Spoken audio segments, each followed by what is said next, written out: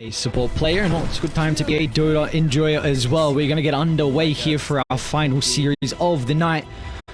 OG, they are currently 5-1 in regards to the standings. Talon, they're sitting in a 1-3 position, down towards the bottom. Again, they haven't played too many series, but for them, see what they're able to do. We're going to have a 5-man smoke and potentially a fight already to break out as the bomb does click on a far. Jabs. Is the hoops not going to be enough? I mean, they might just turn to the centaur instead. If they don't get Ollie, they're probably even happy with getting the Jabs kill. So easy one for OG to find. It's going to be Tiger. That's rewarded with first blood. Yeah, it's a great move. Perhaps reading and looking back at those last Talon replays about where they go at minute 0 and finding that quick and easy kill and getting a first blood and also getting out on the map. But we'll see if they can use that to get a bit of an edge in these lanes. I mentioned, obviously these side lanes important, but Techie's getting a first blood. I think that is the important lane. So it's not like you don't think Dream here, and it's not the best here to be getting a first blood on, but it is the lane that I think is most important at Slark lane. So giving all this extra gold and regen in lane to the Underlord as well as the Techie, since they can share the regen, is a pretty big deal. Now, Alchemist needs to be careful. Yeah, let's see if that bounty rune's going to be worth your own life here. You still got the concussive shot to work with. Uragi's going to maybe turn it back. All right, never mind. They blow him up. Q should probably still go down with the Fairy Fire being activated. It's going to get some separation between Kitrak. The Fade Bolt's still there, but won't be able to close the distance. So what's the call from Q? Is he just going to make the long walk to top? He's not going to deny himself to refresh, or is he? I thought he was. There was the C2 mid. Yeah, I guess he doesn't want to give XP. Yeah, he's going to come top. Okie dokie. So, alright, what do we got? 2 for 1. Who got the kill on the Alchemist, actually? It was this guy. Okay. Yeah, I'll try to get a stun off, but Skyreth got the concussive shot just before he could cast it. Of course, we spoke just before the game went live. You mentioned that you feel like this safe lane is going to be incredibly important for Talon, just with how they're able to shape up to slow down MC. But what about this mid lane overall as well? Like, how a melee hero versus Storm, often Storm's kind of pretty favored in this matchup just because the remnants and the spam, but is BZM going to have still a pretty good time just because you've just got an overwhelming amount of right-click damage? I think it's tough. Like, he's going to get harassed a ton anytime he comes in for last hits, but, tiny mid with tree grab doesn't really struggle against too many matchups, so probably we're going to see both mid laners get some good farm here, and the support rotations, like in the old patch, are going to be key here about securing those runes, or if a support dies, maybe they TP mid to refill the bottle. That's something that BZM is probably going to need more than Mikoto with all the harass coming in, but definitely a lane where there's kill threat going both ways. If anything, I think Tiny has slightly more kill threat on the Storm. It's just whether or not, Storm is going to be low enough for that, because Storm, it's a bit easier for him to harass.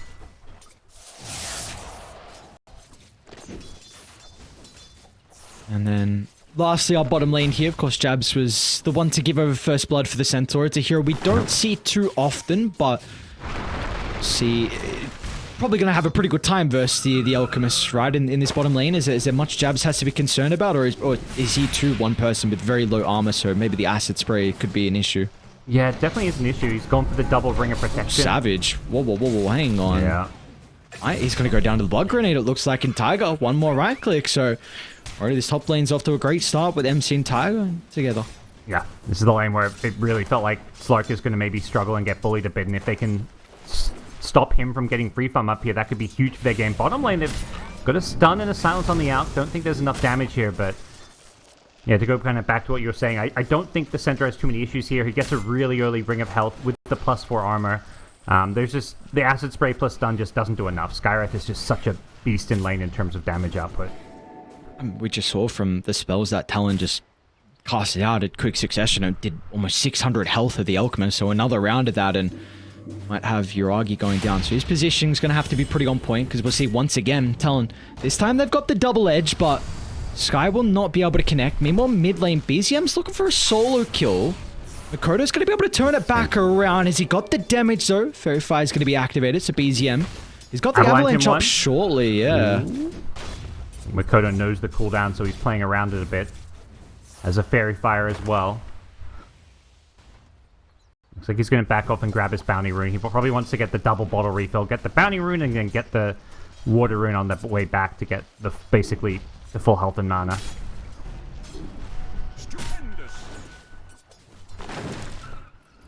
Does seem like, though, with the setup, we're going to have a lot of action pretty much in all the lanes now. You said before there's a lot of kill threat with that mid lane, and Talon been posturing very aggressively bottom as well.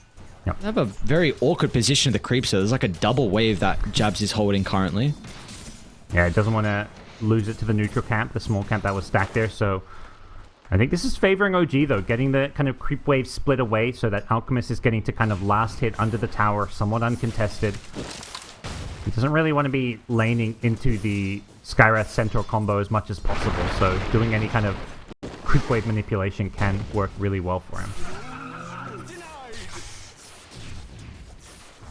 Are there any teams that we might see put a little bit of emphasis on making some stacks as well in this game in particular? I think with an Alchemist, absolutely. I think it has a lot less value for Talon. I mean, obviously Storm can farm stacks, but speaking of Storm, both him and BZM getting low again. Shouldn't be a kill. I think both mid laners calculating their damage output as well as how much damage they take. But yeah, definitely for Alchemist. Stacks would be great. The issue right now is both supports are so stuck to their lanes. They really can't move off, like, with how close these lanes are. Tiger's rotated mid. He's kind of looking for, like, a cheeky little snipe here, but it seems like Makoto knows what's up and not going to give away a kill here. A nice read from Makoto. Just backing off. He's going to be able to come back to lane by the time the power rune's up, so he'll have full resources to be able to contest that. Probably level 6 as well. I mean, we even see BZMs doing the exact same thing. So both mid laners are well aware that they need every single health pool and mana point they can get to try and contest this first power rune. Yeah, it's so huge. And once your opponent's going back and they're going to have full health and mana, you can't stick around on like half health and mana because you're just going to eat away a kill because level 6s are coming in and the power rune is so important.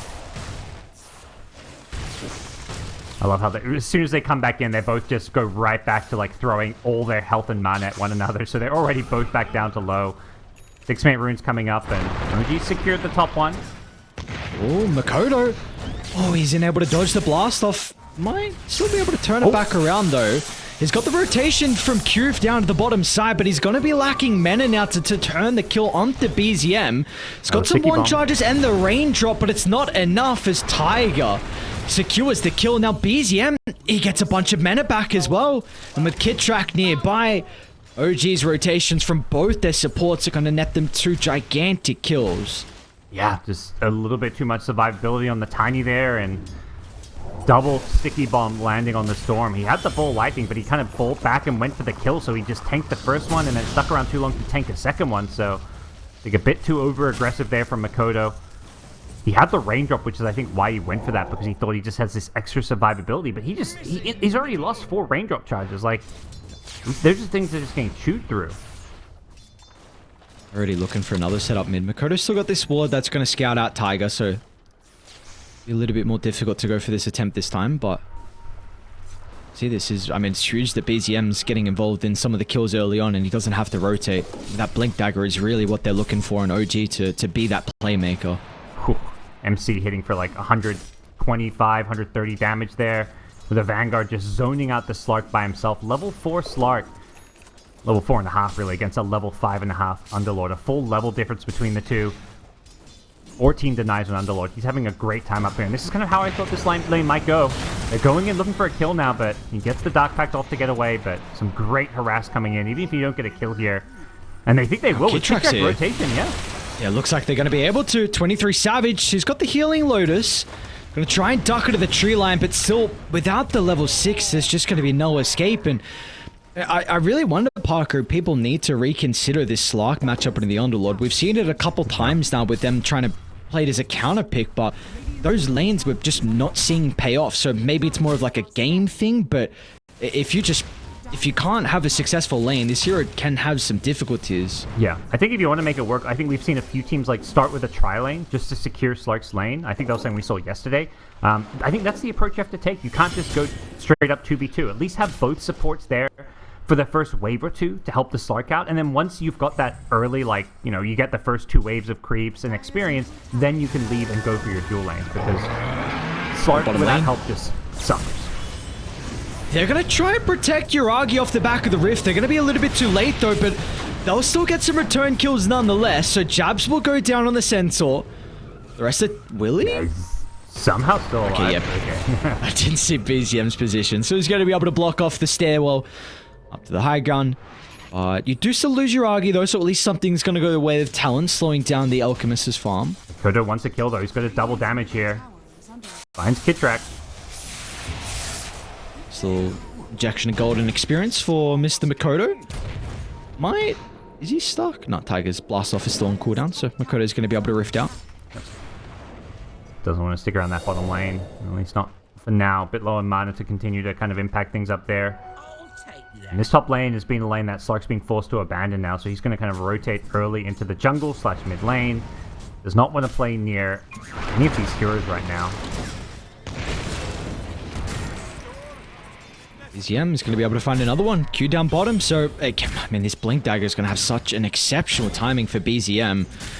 And their supports are a pretty decent level as well. Tiger's almost 6, and off the back of the damage, they're even going to consider about jabs, or maybe they're just happy with forcing some rotations down to bottom. They're going to be able to slow him down thanks to the Sticky Bomb. A beautiful toss back as well. They're going to force their head of the Chen to use that ultimate. It might be enough bonus health to keep him alive, and it looks like that'll be the case. But again, I mean, you get those rotations nonetheless. That's 2 TPs used, so both supports are kind of now stuck down here. Nope. It's an early 2k gold lead for OG, just playing the map a little bit better here. Tiny making a lot of good early rotations, and with Blink Dagger coming up soon, this is a bit of a problem. Jabs? Ooh. Oh, the casual cloak's enough, and now Makoto, they're looking to hit back, but the TP, it's long. It's going to take him quite some time and force a lot of mana to be expended. I see Tiger inside the tree lamp. Yes, the Remnant's going to be able to grant him the vision required to be able to catch Tiger out on the TP. But it's so much space. They might go for Tiny No off the back of the region on Makoto. Yeah, that'd be a great kill to get. Because the Techie's by itself with, you know, all these heroes rotating down here doesn't feel great, although it is a ton of space for Slark, and that truly has kind of become their win condition this game. It's just giving the Slark room to get this Echo Saber diffusal up and then start coming to these fights. You know, you're against a lot of tanky melee cores on the OG side, so it is a game where Slark can get a ton of value out of these long drawn out fights.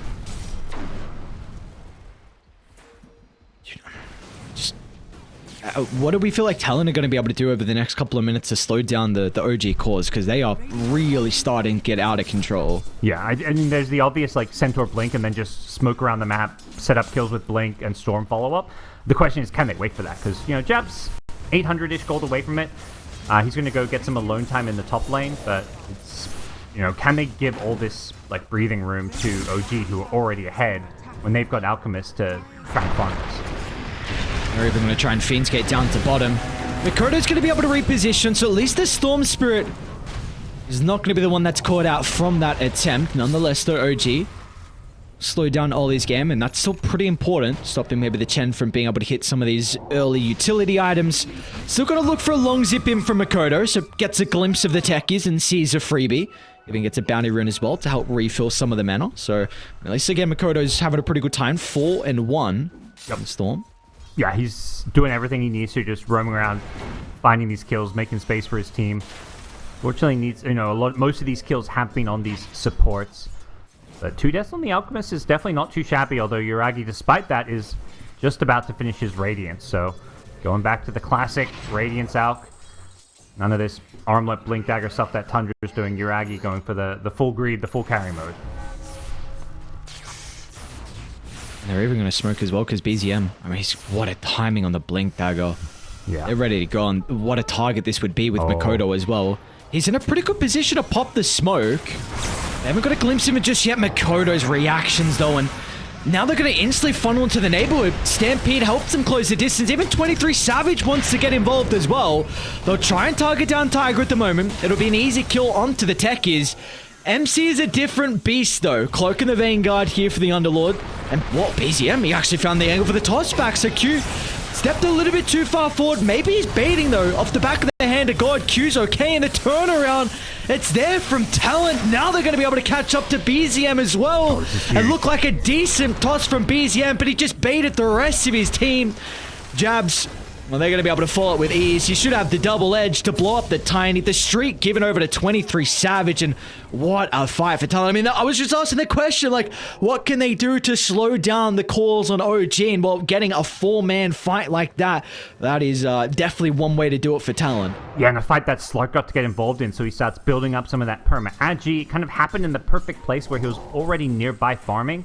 And for OG, I think, you know, the mistake there is, like, they're going for this move with just 2 heroes. Like, they know they can kind of kill any single hero on the map, but if you run into 2 or 3 of Talon, all of a sudden you're in some trouble. There's the Stampede as well as, like, this extra kind of save/initiation, so I think for OG, just getting a little bit, you know, kind of greedy with the way they go for a smoke like that without having, you know, numbers. Like, you need to be doing at least a 3, maybe 4 hero smoke there if you want to make an aggressive play like that in the enemy jungle. I think we're going to have another exciting couple of minutes coming up pretty shortly, because we've got that nighttime, which is very vital for the Slark. And like you said, 23 Savage getting involved, get some essence, but get some gold as well. So he's going to have Diffusal Blade and Echo Saber. There's actually, meanwhile, BZM off the mark with the jump. With the haste, he might still look for some other members, but not going to be the case. But back on the Slark, he's going to be able to get involved at this really vital nighttime here. So we're going to be able to see them try and get pretty active, but they will be fighting into the Radiance. So it's not going to be easy at all. Yuragi does have that first real key item for the Elk. Yep. Yeah, it's still, like you say, very, very much kind of more farming item. You're going to get the Blink, but even the Blink Radiance, you're not quite as potent as the Blink Armlet that we saw as far as, like, your ability to get involved in fights. I think level 4 on Sable Concoction, though, just does so much damage that very likely we are going to see him, you know, join up with, you know, I feel like Blink's one of those items, the more you have, the more value you get, because, you know, that first hero that blinks in wants teammates to follow it up. So this Out Blink has extra value because you've already got a teammate in the Tiny who has one as well.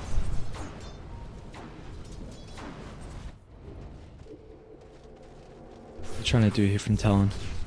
I'm back and forth through the rifts, trying to see if anyone's home down bottom, but not going to be the case. They got double smoke from Q if they want to look to try and make something happen.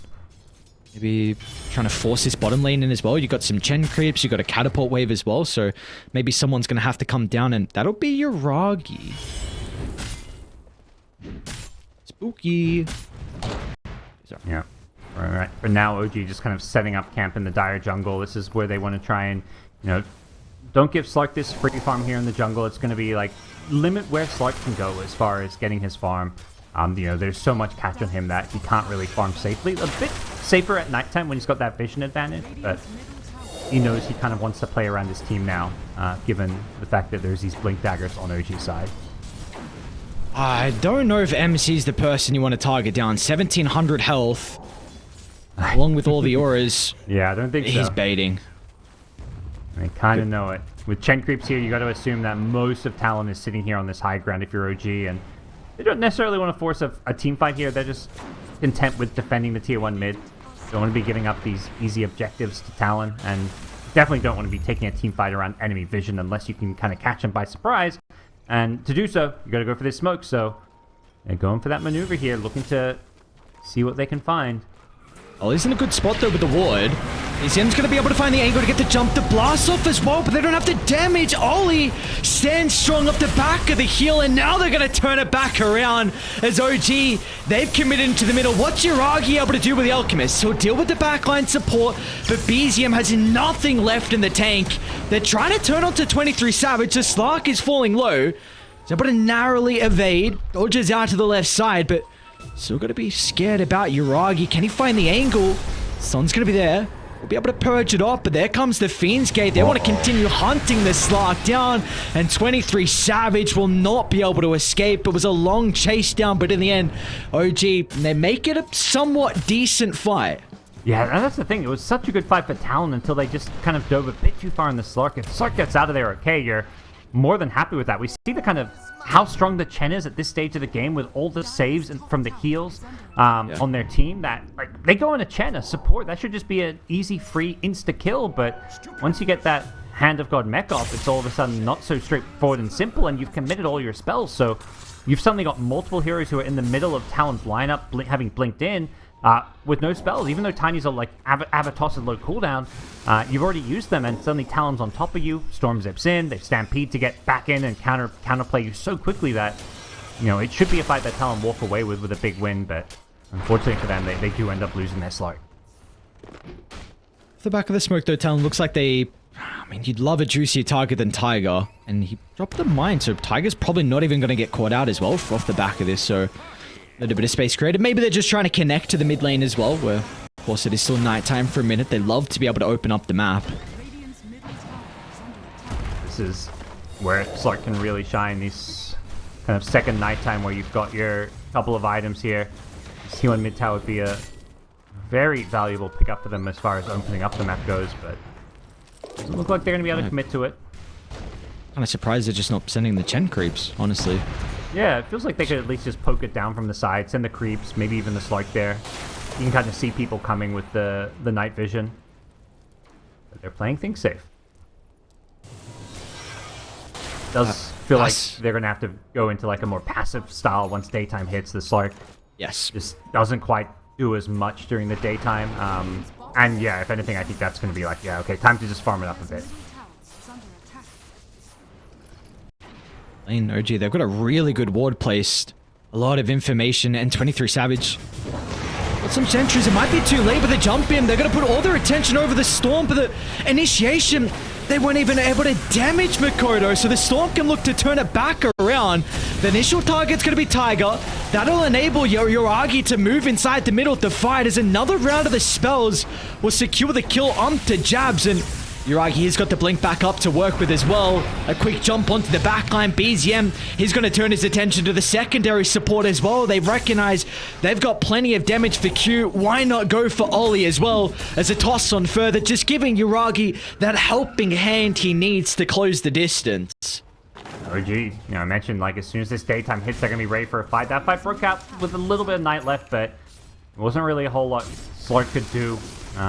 Even though they got the initial Chen save onto the Storm Spirit to keep him alive, there was just kind of too much sustained damage coming out of the OG side, and really utilizing their timings with the Alchemist here, who is very hard to fight into at this point. Has a BKB coming out now, and with the T2 tower, OG could very likely be looking at and eyeing off Roshan as an objective to take over the next minute or so.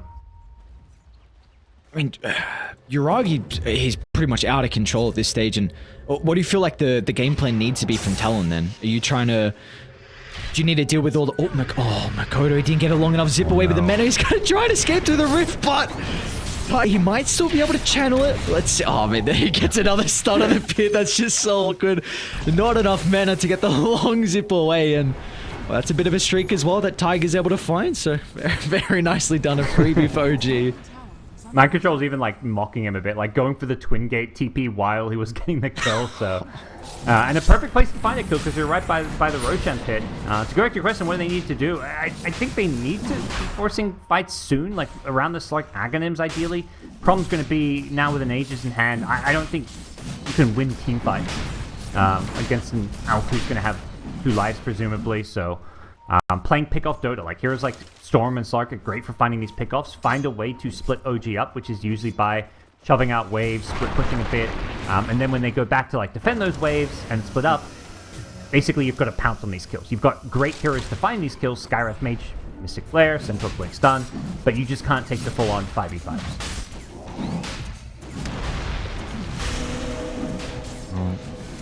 Let's see how Talon are going to be able to avoid them though over this next upcoming minutes, because already really haven't been able to kill Yoragi inside the past couple of fights, and good luck doing it a second time.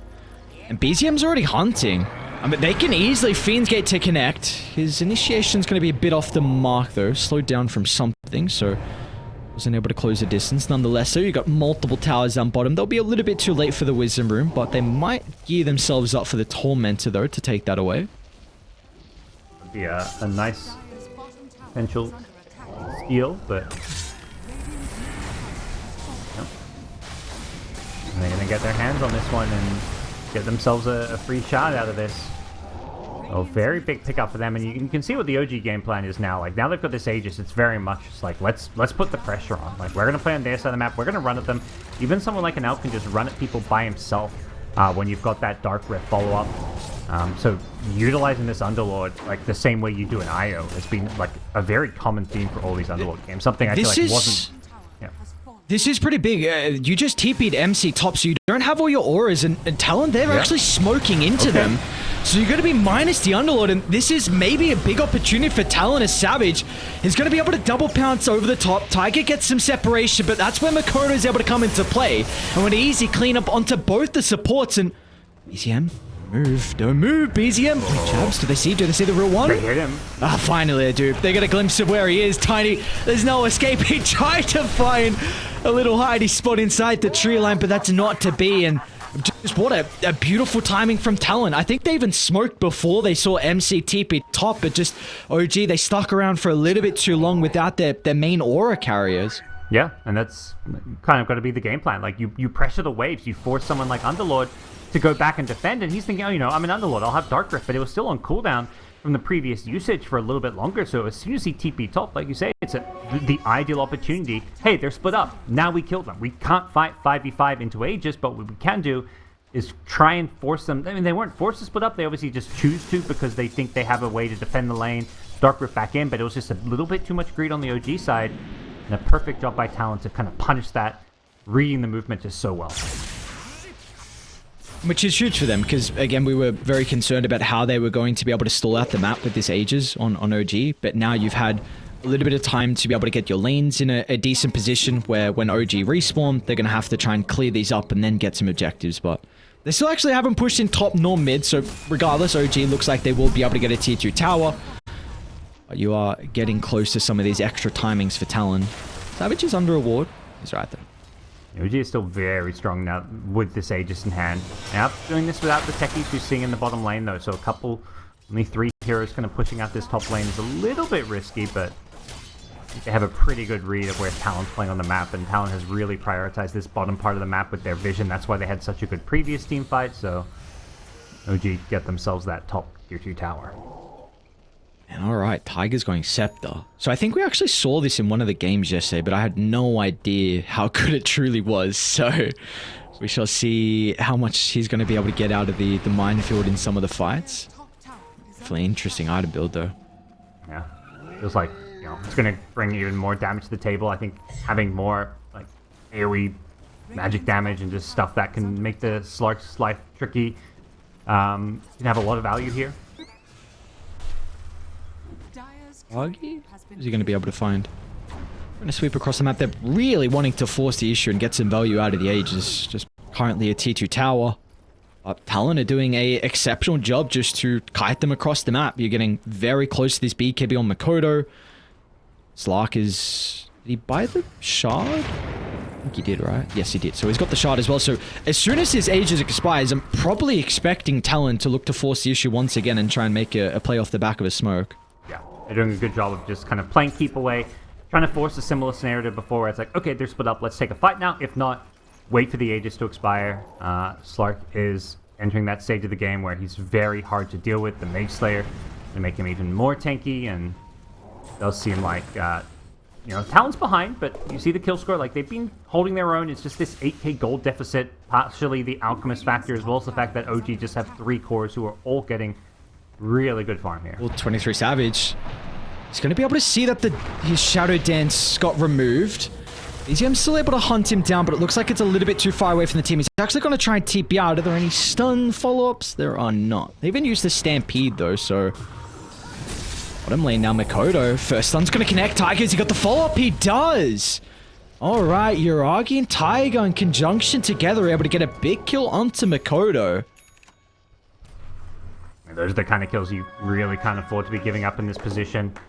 Obviously, a core kill, but on top of that, you just lose like all ability to make any kind of plays for the next minute here.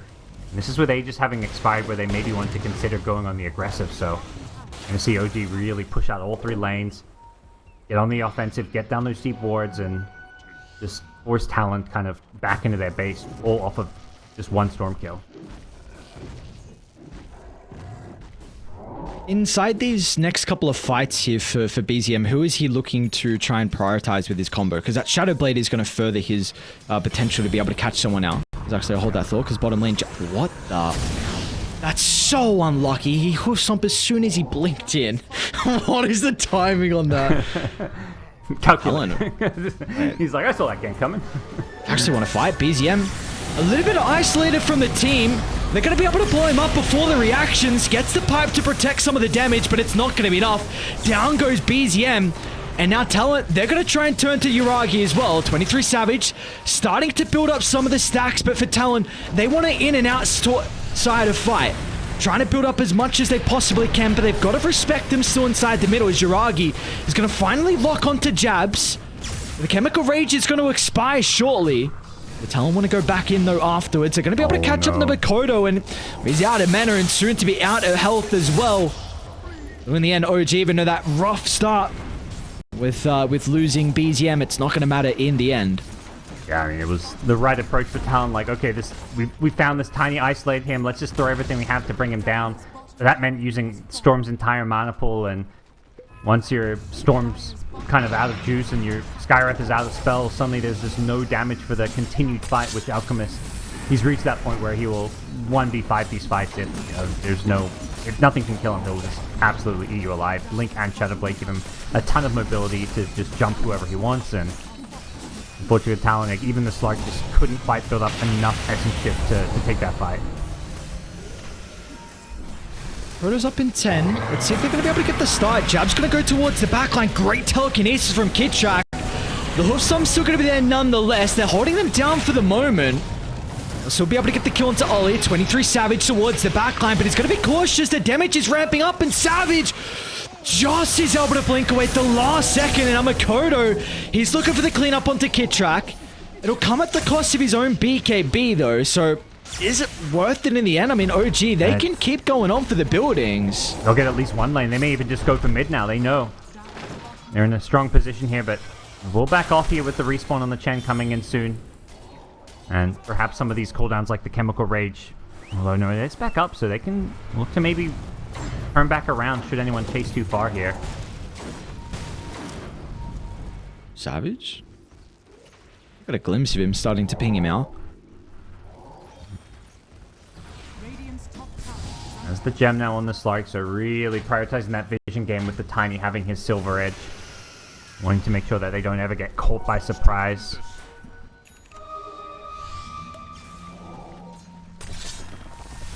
He's hunting though. He's going to be able to catch out Ollie outside the base. A force to protect him. Jabs as well is going to help out. It is Chemical Rage expended though, so that's always something that Talon need to be keeping their eye on. Under the cooldowns for the Alchemist. Maybe that's a bit of a vulnerable window for him. So he's going to start off the back of that.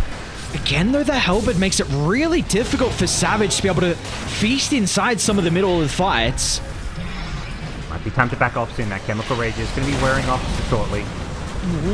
Jump in from BZM. He wants to go back in. Stampede's going to help them reposition. Jabs has got the follow-up. Once again, they're putting all their attention onto BZM, but the BKB is going to be activated. The turnaround, Yuragi finds a triple concoction.